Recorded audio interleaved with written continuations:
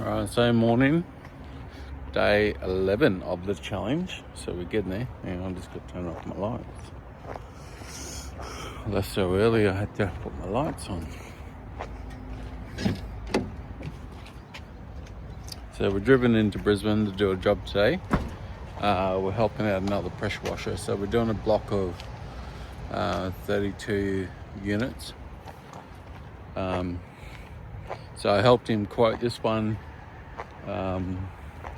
And then I'm going to help him, show him how to clean it real fast, and that way he's got an idea so he can keep continuing to do this. Braden, he's a pretty young fella. He had his trailer stolen not long ago and he got a new one built, so we'll have his new trailer here today so we can walk around that. And yeah, all this is pretty easy. It's all lineal board. It looks newish. So there's little pockets of mold around the place, but the majority of it looks really easy to wash. So it should be a really quick and easy one to go with. So we're just going to wait for him to show up and then go from there. I'll probably look into doing the concrete soon as well. So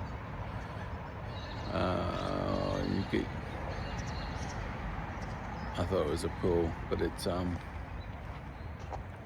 like a little section over there. So yeah, we'll just walk around and wait for him to rock up, and then we'll get set up and get moving on it. So I'm just walking around the complex, just having a look at all the buildings. All the backs of these ones are pretty bad. And just following all the stormwater drains to see where the water goes. Always, because that's the top of the block. And then I'm just following all the way down to the last drain. And then everything runs into a bioretention dam. So this is a bioretention dam. Everything runs off the road down and through here. Then the drain runs out into there. It goes out onto this concrete slab, and then this concrete slab feeds over into the garden, which is the bioretention dam. There's another pipe coming from the back there, must be on the back side of these. That's probably the nastiest wall in the complex. So clean that one. And then that pit over there where you see the grate, and see how it's about a foot and a half high, that's storm water. So all this has to fill up a foot and a half before it runs into storm water, otherwise it seeps into the ground. That's why they got all these white pipes. They're all drainage pipes underneath this to disperse the water into the ground here, because this pit should be about a metre deep, and then it pushes down further, so it gets away from your foundations and all that type of stuff.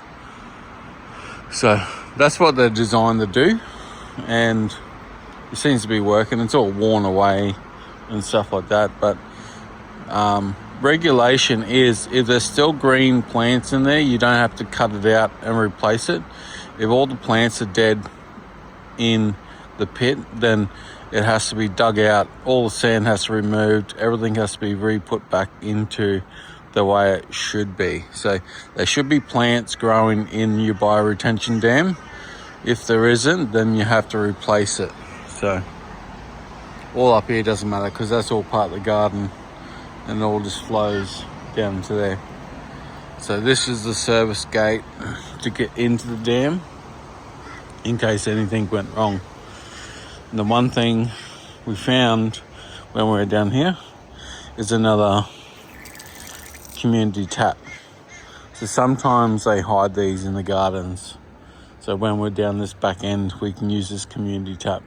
I did find another one up near the bin area. So I'm going to look up this way to see if there's one tucked in the garden somewhere.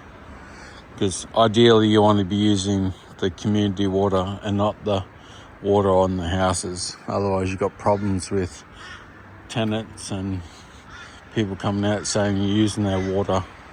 So ideally you want to use that first and then go back to using whatever you can get when you're doing a certain section.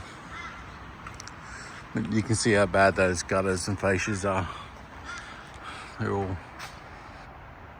black, all nasty looking. So you normally get that down the bottom end. There's one up there that's really bad, and that'll just be from the wind howling through the join there. You find that, yeah, that wall's not too good. Yes, the wind's whirling around, and then all that gutter and fascia is just going. Got heaps of algae on it. So we'll get that cleaned up. We're going to look through here for another tap. And all the backs of them are pretty bad. But nice downstream, and we'll get that done. And Braden just rocked up. Titan exterior cleaning, south side of Brisbane. So this is his new trailer. So go headboard tank 400 litres, chemical tank 200 litres, toolbox on the front, GX 700. I think that's a six gallon machine. Jet wave with a gearbox. Soft frost reel, high pressure reel, water feed, and an oil pump, 42 litre, remote control system, little air bubble in there somewhere. So, little powerhouse, that one. So he's just knocking on doors, getting everybody ready, and then we'll chuck into this section down here. There's that Titan exterior cleaning fella down there. What's he doing on my site?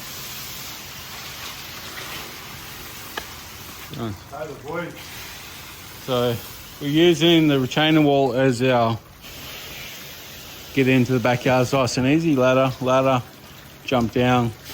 So he's just soaking up chemical. And then I'll jump down in that one. He'll give me the hose, and we'll do the same thing. Oh yeah. Didn't see that. No, I didn't see it either. Just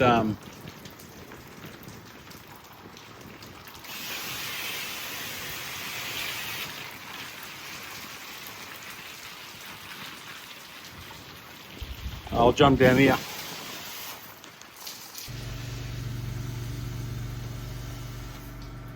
Getting the job done.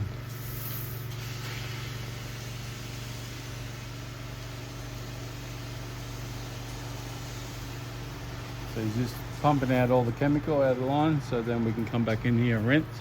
So we smash through 3 units really fast. What we'll do is we'll go in between the 6, come up 3, and we will try and do the 6 from the end and go all the way through the end. So we'll pull the hose all the way down to the end of the units there. But before we do that is we'll come across the front and finish 6 units across the front, and then we'll duck in the back. So always trying to square up as we're moving around, so that way we're not moving more and more hoses while the machine's there. Grab it while it's there, and then keep pushing the truck forward, so that way you're always conserving time when you're doing these jobs. So yeah, gonna jump up there. We'll get some mud wasps up in behind that one, so we're gonna blow that one out and then get them done. Got up top there, waiting for chemical to come through. So what we've done the backs, come across the fronts. So what we've done is we've moved the truck down. We have water supply problems in this complex. So we're jumping from tap to tap. They're all being turned down. So what we have to do is we got my pressure washer truck and feeding into this water tank. So it's almost full there. So we've got this feeding. We're about 100 meters from that back tap. So we just got my machine on idle down there, and then running the water line all the way back down to that tap down the bottom there. So sometimes you got water problems. Like we were running 2 taps. We had a little 12mm garden hose. We're running the 3/4 inch line off his main reel, and then we're running this into the tank, and we'll still run out of water. So at least that way we have a full tank and we don't have to run out of water. So every 3 units we don't have to stop and wait for water. There's a big problem.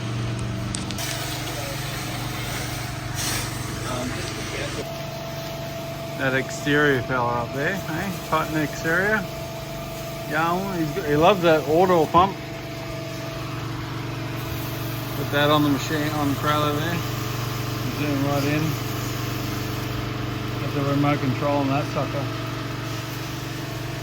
He's thanking me, God. He's thanking me that I told him to get it. Got it dangling off his thing there.